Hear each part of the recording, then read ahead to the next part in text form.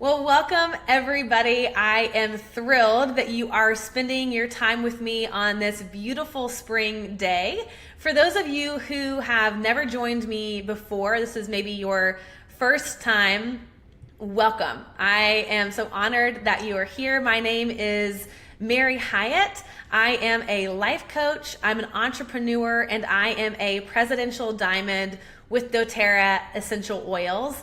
And my passion, my love, and I feel like my purpose in this life is to help women wake up, to help them find their voice, and to become fully alive. And a lot of that starts with this beautiful self-discovery process, meeting ourselves with more self-compassion, more grace, deeper understanding, and really coming to a place where we make peace with our lives and especially our bodies.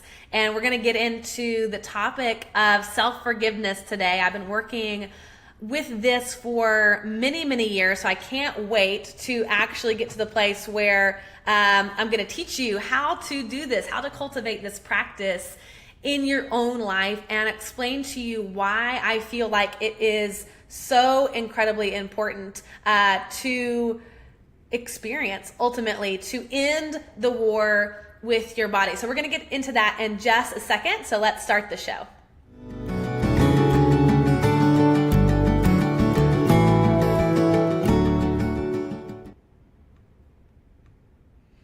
All right. So guys, oh my gosh, this is super just like near and dear to my heart today, this concept of self-forgiveness. And the reason that I wanted to bring up self-forgiveness as a method, as a practice, is because last week we talked about my 10 top myths that are given to us from the diet culture and the fitness industry, and how that industry really brainwashes us to feel terrible about ourselves as women, to hate our bodies, to shame ourselves for not measuring up, and ultimately create this cycle of abuse inside of ourselves with food, with exercise, with the way that we show up with other people in our lives.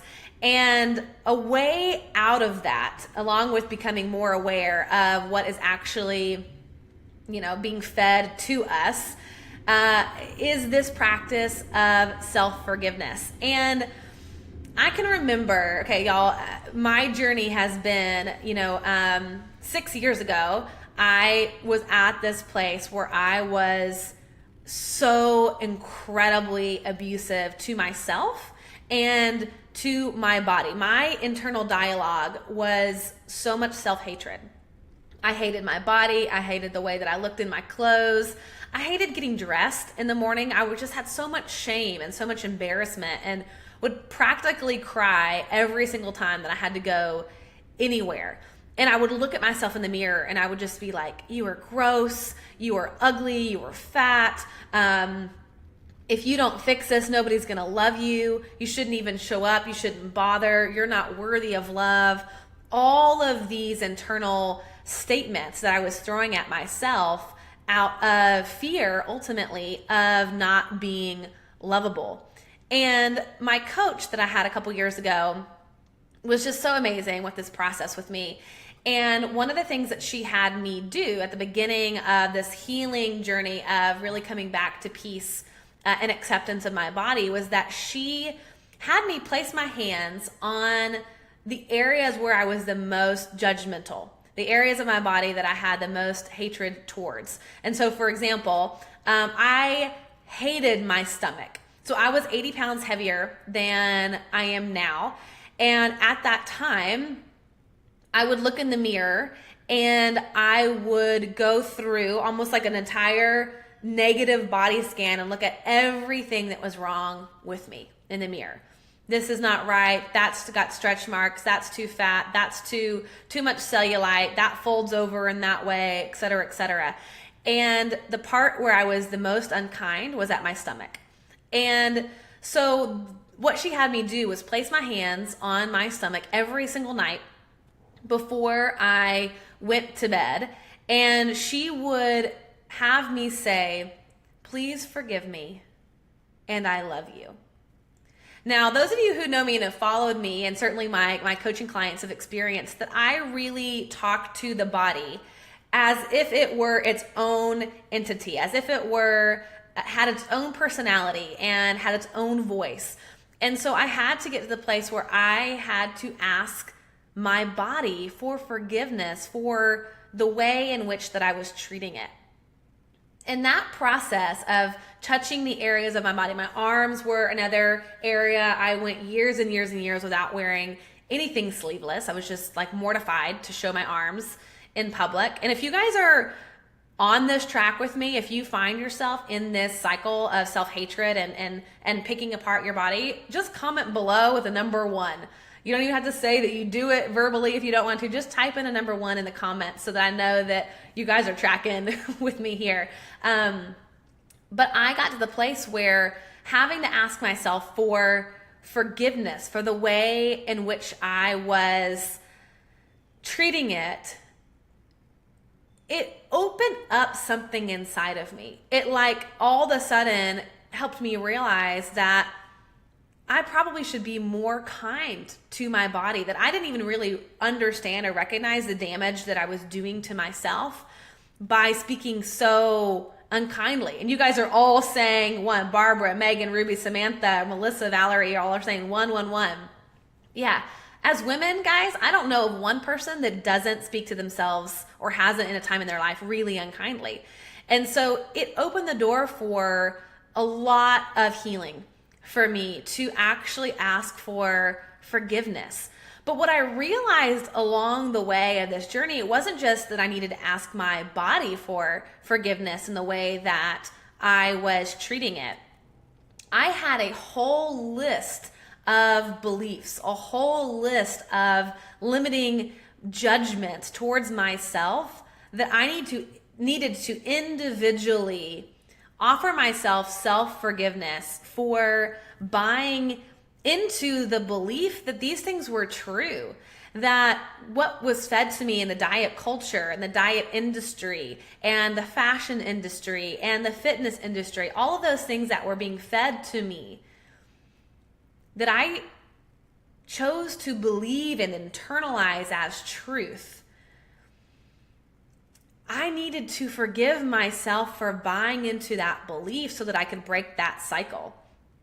And in order for us to heal from that shame, from that abuse cycle that we've given towards our bodies, we have to admit the story that we've been living under. We've got to like really get clear on this story. Now, I want to share with you a quote that was really powerful to me from Janine Roth. And she said, "When we welcome what we most want to avoid, we evoke that in us that is not a story, not caught in the past, not some old image of ourselves. We evoke divinity itself.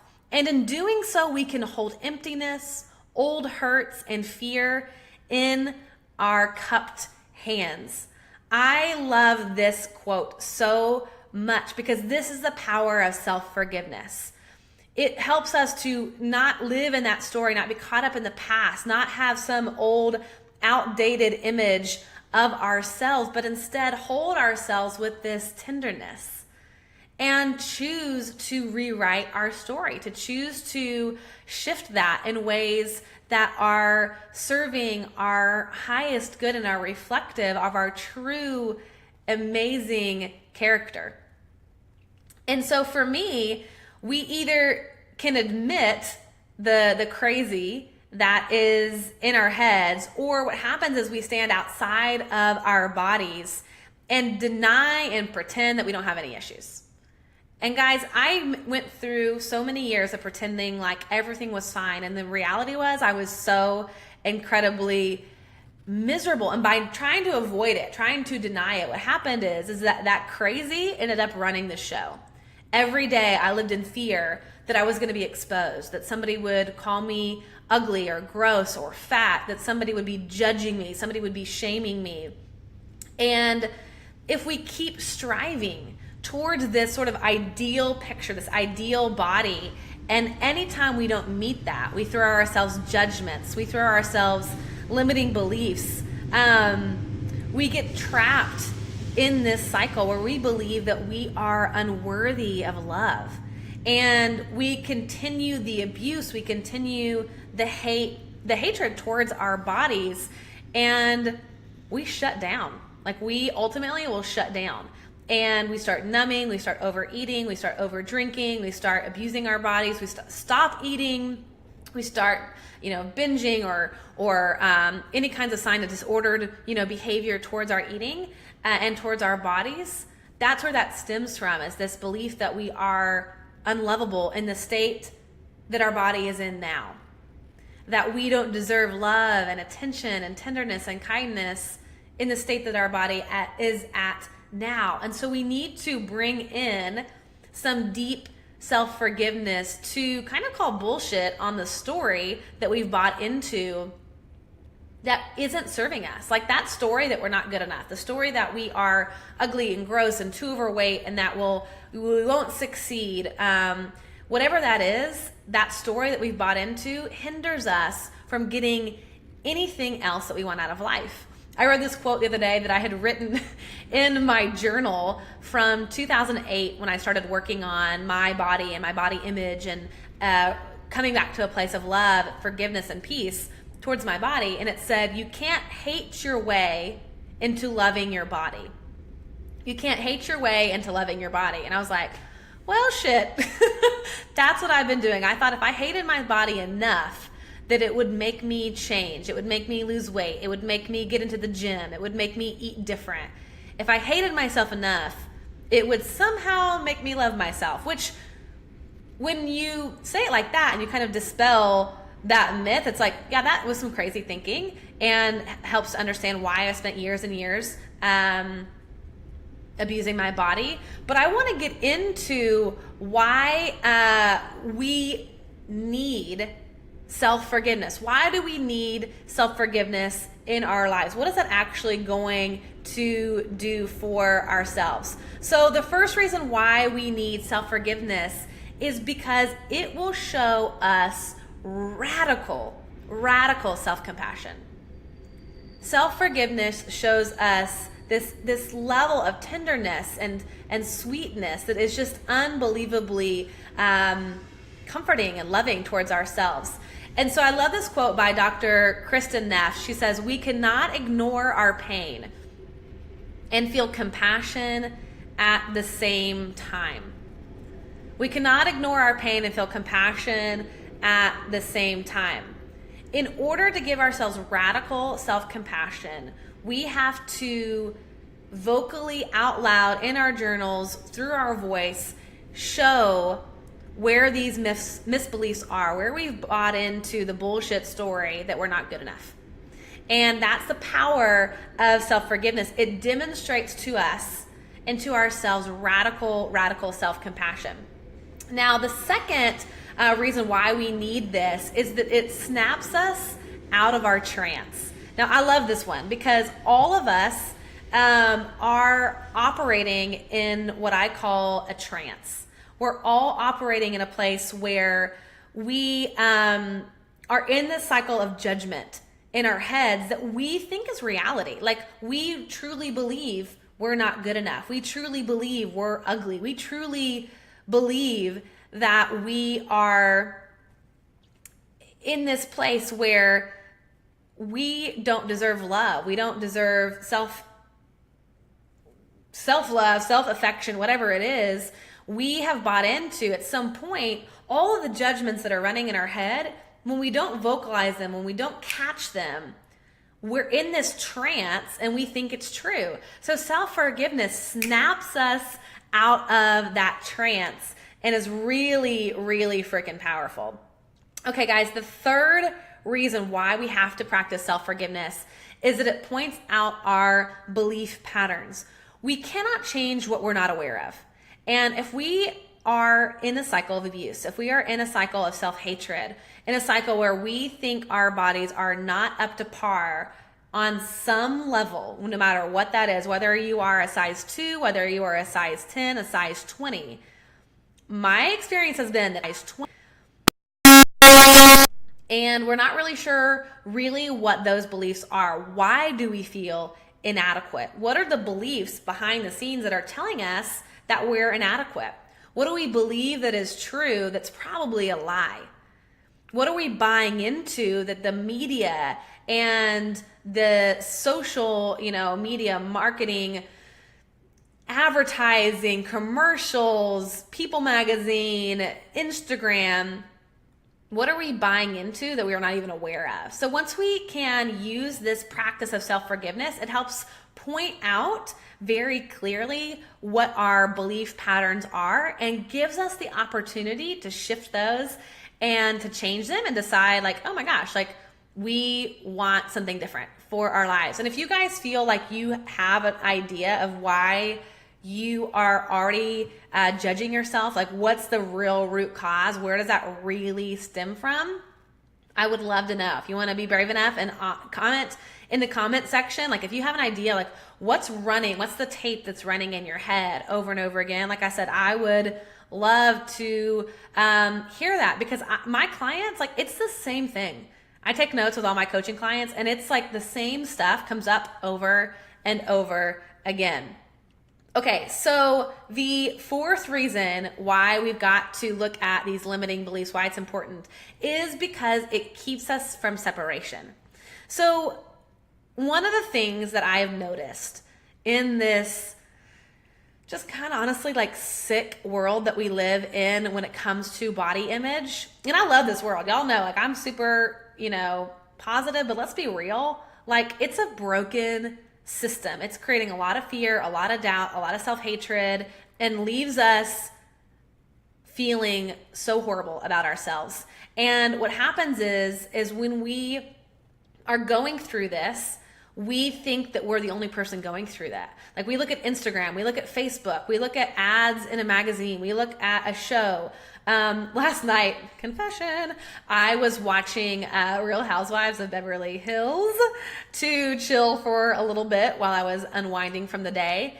And I eventually had to turn it off because it was just like this on repeat, this body dysmorphia, this disordered view, beliefs on how to treat food and how to treat their bodies. And the episode, they were like going shopping, and just to hear the comments that they were saying, and these are people that are quote unquote like this a beautiful standard of ideal beauty according to the media. And what happens is when we see all this happening in our feed, we automatically think, well, I'm the only one that doesn't look like this. I'm the only one who is not feeling confident. I'm the only one who can't find something to wear for a Saturday night. I'm the only one who's dreading what to wear for Easter Sunday. I'm the only one who is fearful that I'll be exposed for having too much cellulite, or my breasts aren't big enough, or my hair has dandruff in it, or whatever it is. We feel really isolated and we feel really alone in this like disordered thought process that's happening behind the scenes. And we internalize all of that shame, and we tell ourselves a lie that we are the only ones.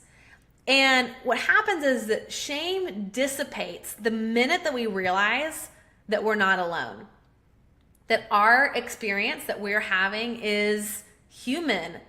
And so when we work with self-forgiveness, it keeps us from separation. It dispels the lies that we're alone, we're the only one that thinks this, and that we're isolated in it. So I love that, and this is why I love self-forgiveness so incredibly much.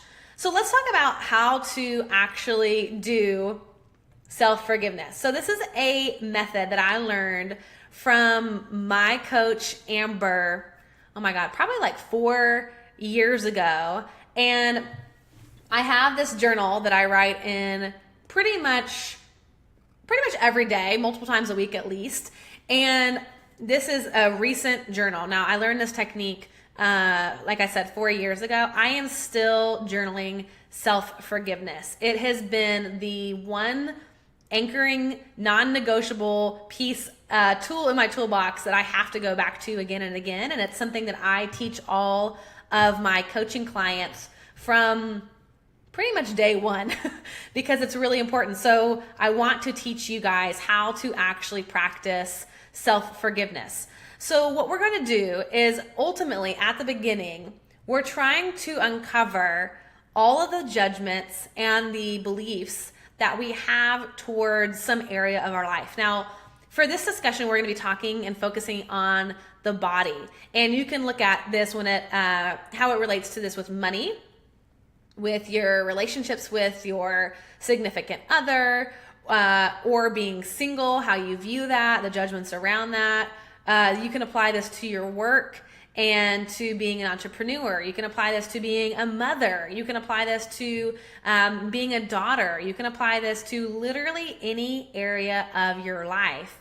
But for the sake of our conversation and the sake of what we were talking about today, we're going to apply this practice of self-forgiveness to the relationship that we have with our bodies. So the goal here is to really uncover what are the judgments that we have towards our body and what are the misbeliefs ultimately that we're holding as truth that aren't necessarily true. Brenda, you said that you keep a thankfulness journal. I love that. That's so powerful. I kind of combine everything in this journal. And as I'm working through my stuff and as I'm writing, judgments are going to pop up for me. Misbeliefs are going to pop up for me. And I'll go, oh my God, I didn't even know that I believe that.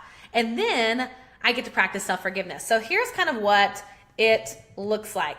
So there's a couple of statements that you are going to journal. So once you realize that you have a certain belief or a certain judgment, you're literally pen to paper going to write out this. I forgive myself for judging myself as. I forgive myself for judging myself for. I forgive myself for buying into the misbelief that. I forgive myself for buying into the limiting belief that. Feel free to take a photo of this because this is what you're going to be journaling, and you're going to essentially complete the sentence here. And this is really powerful. So once you get to the place where you have identified your judgment towards your body or the relationship with how your body looks and how people look at you and all of that, you're going to write that piece down. So I'm judging myself as gross, or I feel like I'm fat, or I feel like I'm unlovable, or I feel like I'm never going to find somebody because I'm not attractive enough, or I'm never going to get that job promotion because I feel like I'm not as pretty as, Sandra, or whatever it is.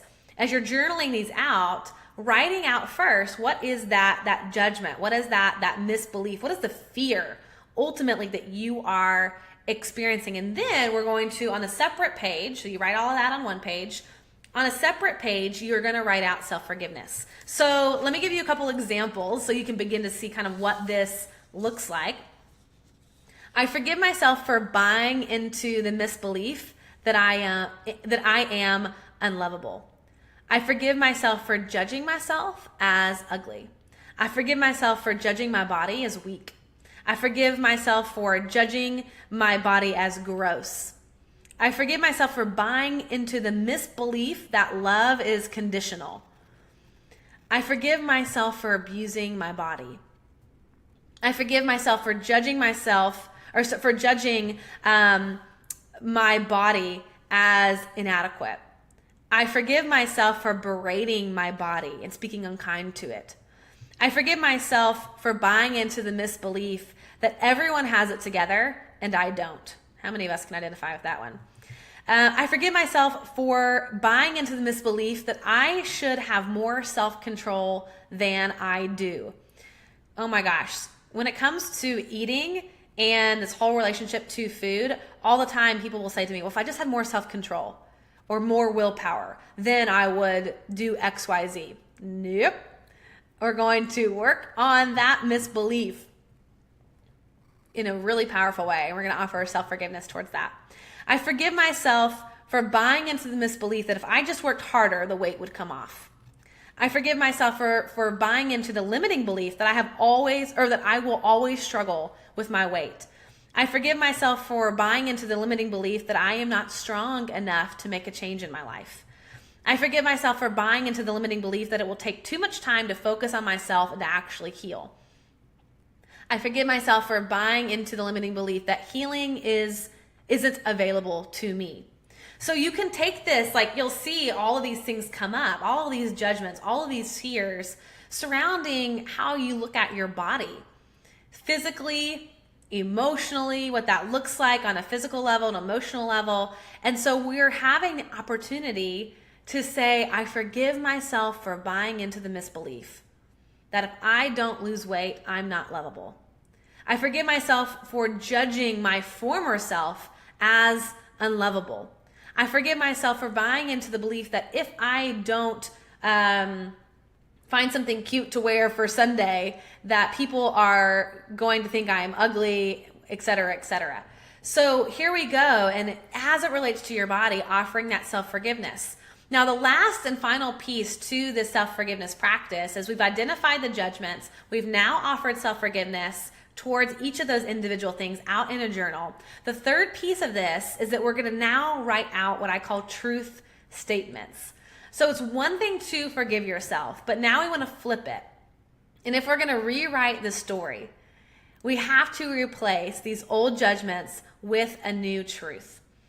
And so this is where I'm going to read off a couple examples. Even if you aren't quite sure this is true yet, you want to write these truths from a place of believing the absolute best about yourself. If you could imagine some higher power or somebody who loves you unconditionally, how they would speak about yourself, how they would speak about your body, you want to kind of almost like channel that voice for this. So for this one, it's going to be something like, the truth is, I am perfect just the way that I am. The truth is, I have an excess amount of energy. The truth is that my body easily releases what it doesn't need. The truth is that I am lovable. The truth is there is nothing wrong. The truth is that it is safe to be beautiful. The truth is that it is safe to be sexy. The truth is it is safe to be radiant. The truth is I am strong. The truth is that healing is available to me. The truth is my body is wonderfully and beautifully made today, as it is today. And so you're going to affirm what it is that you really want to believe about yourself. Because like I said, you cannot hate your body to find love with your body. You can't hate your way to love. So this is like you channeling this higher wisdom part of yourself that says, if I could believe the best about myself, if I gave myself permission to believe the best in myself, what would that be?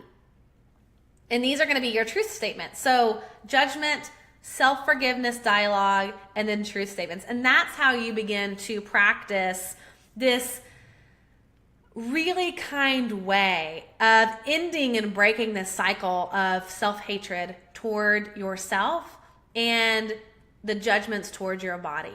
It's creating that new awareness that, oh my gosh, I'm speaking to myself in a way that I would be embarrassed if anybody heard. I had that happen for me when I was in a coaching session. I started speaking out loud all of the different judgments that I had towards my body. And I thought to myself, I would never speak to somebody else in that way. I would never call somebody fat or gross or ugly or unlovable or weak or stupid. I would never do that. So why am I speaking to myself in that same way? And also, I would never tolerate if anybody spoke to me that way. I'd be like, we're not doing this, and I would walk away. And yet I'm tolerating in myself this dialogue of a lot of self-hatred. And so to break that cycle, to break yourself out of the trance, to get out of the judgments that the diet culture, the fitness industry, the fashion industry has fed you, to break yourself out of that trance of believing that that's true, self-forgiveness has to come into play. And so you're going to do this in your journal. You can also do this out loud, but I find that, like I said, sometimes there's a fear about saying some of this out loud. So journals are really safe. and beautiful way to do this. So when we really get down to it and we're offering ourselves this radical self-compassion, this self-forgiveness, when we create more body compassion and body love, we have to ultimately admit the judgments that we are having towards ourselves. And I love this quote by Brené Brown. She says, "If you own this story, you get to rewrite the ending." If you own this story, you get to write the ending. And that is so exciting and so liberating to know that if we can admit where we are stuck in beating ourselves down, for whipping ourselves, for trying to beat our bodies into submission by chasing the illusion of perfection, then we are able to break free from that and to create a space in our present moment where we can love ourselves, that we can accept our bodies where they are today, and not live in the headspace where 24 hours a day, all we're saying to ourselves is repeating shame, repeating body hatred, repeating fears of being unlovable and unworthy of love. We get to break that cycle with this practice of self-forgiveness. That's why I love it so much, y'all. It is like seriously the most amazing tool that you can practice in this journey of coming back into self-love with your body. So I hope that was really helpful for y'all. I hope that was something that you can practice and internalize. And self-compassion is a practice. This isn't going to happen overnight, that all of a sudden you're catching all of these beliefs or whatever. No, for me, this was a practice that I had to do over and over and over again. I still do it. And that awareness now, I do this on the road all the time. Like for me, I'll notice a judgment that I have towards myself. I will notice a fear that strikes me, and I can immediately, in the moment in my head, snap out of it and say, okay, I forgive myself for buying into the misbelief that if I don't fit into a size 12, then I don't deserve to go on this beach vacation or whatever it is. I can stop it right in the moment. And so it's a really powerful tool, not only to practice journaling with, but also to do in the moment. So my challenge for you is this: to commit yourself to doing 5 days of self-forgiveness work as it relates to your body. So for the next 5 days, I encourage you to do this, to journal it, and to share with me, private message me, send me a message on Instagram, and share with me some of your self-forgiveness work that you are doing. So the 5-day challenge is 5 days of self-forgiveness where you are really entering into a place of more compassion, more grace. You're shattering the shame, shattering the hatred, and really getting more clarity on the actual judgments that are happening in your subconscious brain and bringing them into your conscious awareness. So guys, thank you so much for being with me today. And as always, as I end my show, I want to remind you that the purpose of life is to be grateful, to be great, and to be full. I will see you guys next week. See y'all there.